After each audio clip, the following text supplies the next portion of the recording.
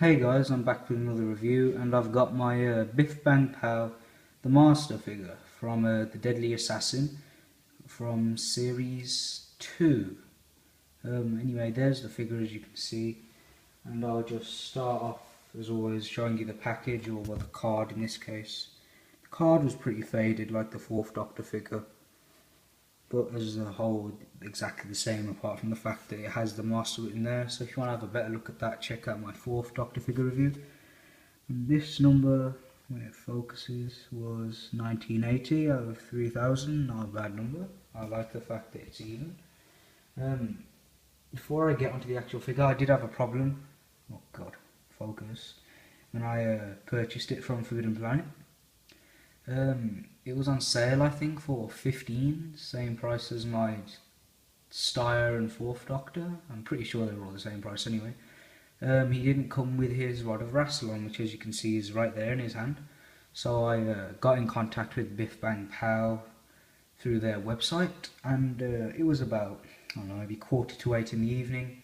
They got back to me at about 11:30 later on in the day, so not really good service actually. I have to commend them on that. They did get back to me quite quickly. I wasn't expecting like an instant message like response, so I'm happy with that. They apologised and they sent me a new one with the actual Rod of Rassilon, and I took the rod out and then just essentially repackaged the actual figure. As you can see there he is, Comic-Con exclusive. This one was number 48 as well. So yeah, this one did have some problems though. He did have a faulty left arm. No, yeah, left and left leg. They both actually snapped, but you know, I'll put it back in the box, problem solved.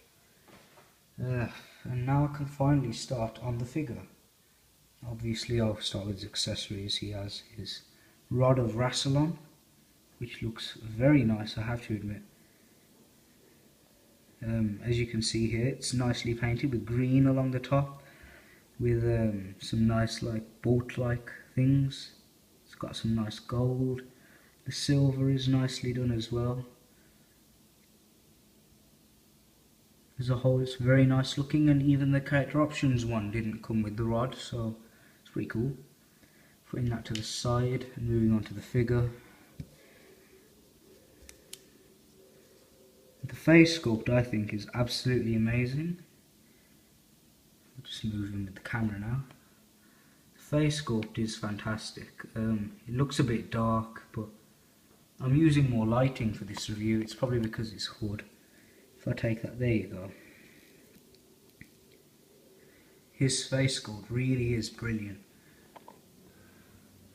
As you can see there, it's nicely detailed. The black around the eyes is done perfectly. The pupils, ping pong ball style eyes are done nice. The head's a bit loose, but it's alright. There's like a nice black wash going through the bald head, which looks pretty awesome, I have to admit. The teeth are nicely done as well. My other master figure did have some problems regarding the paintwork on the face as well. He has his sash, which is easily removable, just like so. It's made out of very nice material. With the character options one, it wasn't as nice. It was more of a plasticky looking material, but this genuinely looks like cloth, or you know, whatever material it was in the program. It looks very nice. I'll just leave that off for the time being and move on to the figure's costume. So far, from all of my Biff Bang Pow figures, this is by far my favourite villain. Mainly because it's a bit biased, because I do love the Master, and this figure is absolutely brilliant. If you just take a look at his robe, if you will. If you just look at that, there's a bit of stuff on there. I did have him lying on his back before I shot the review. It's very nice, the material. It looks like what he had, and now that the light's hitting it, you can see the texture, even the smell of it. It sounds kind of weird, but it is very nice. Like the design, the texture, they're not baggy at all. Here you have his shoes, which are a bit oddly sculpted at the bottom. So when I first got it, he was a bit difficult to stand, but I've mastered it now, if you pardon the pun. And if you undo his Velcro here, You see he has just normal trousers here, normal boots, nothing else underneath. He did have a bit of loose bits here, but yeah, I just cut them away really. You could probably make a custom Darth Sidious figure out of this actually, because when I knew they were sending me a second one, I was thinking, should I do that? You know, it was like a bit of a joke. I wouldn't really. If I move on to his articulation, he does have swivel in the head. His arms can come out, kind of far considering it's a Biff Bang Pow.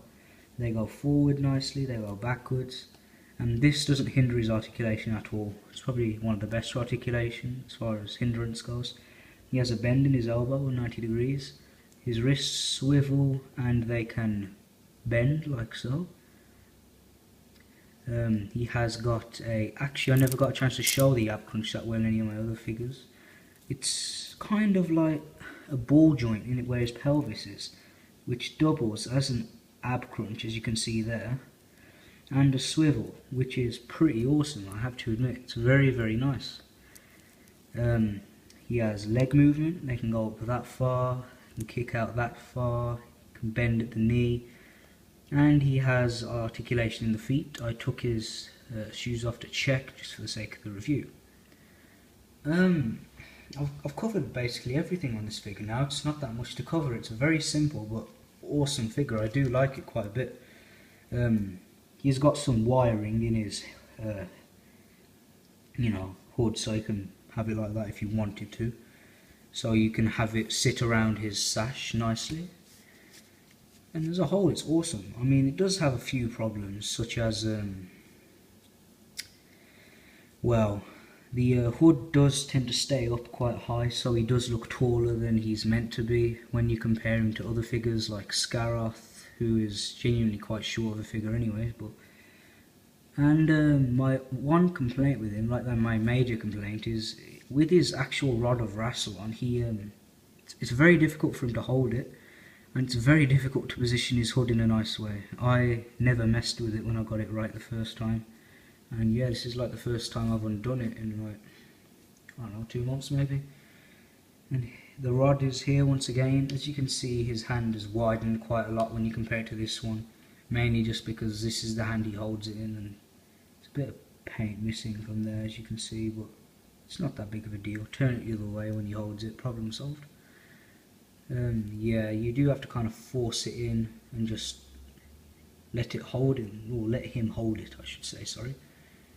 And it works. I mean, I don't nudge my figures or play with them. I leave them on shelves. I do move them around to oh god, what's the term? Just move everything really on my shelves, because I'm having new shelves put up and stuff like that soon, so he will be moving around. His rod can bend, so I'd recommend you be careful with it. But as a whole, I do really like this figure. He is in the same scale as all the other Biff Bang Pows, and out of a 10 I would give him a 9. I'm really happy with the figure, his costume, his face sculpt, and they couldn't really give him more accessories. What they gave him was enough. However, I still wish they didn't go with that old school articulation, because you know, you have that worry that it won't last. So if they would have kept the whole retro theme, but you know, had updated proper joints instead of the elastics, I would have preferred that a lot more. But as a whole, I do love this figure. I'd highly recommend it, and I hope you enjoyed my review. I would give it a 9. I can't remember whether I said that actually. Wow, I have bad memory. But yeah, I'd give it a 9. It is pretty awesome. I do love this figure. Anyway, I hope you enjoyed my review, and I'll see you next time. Take care.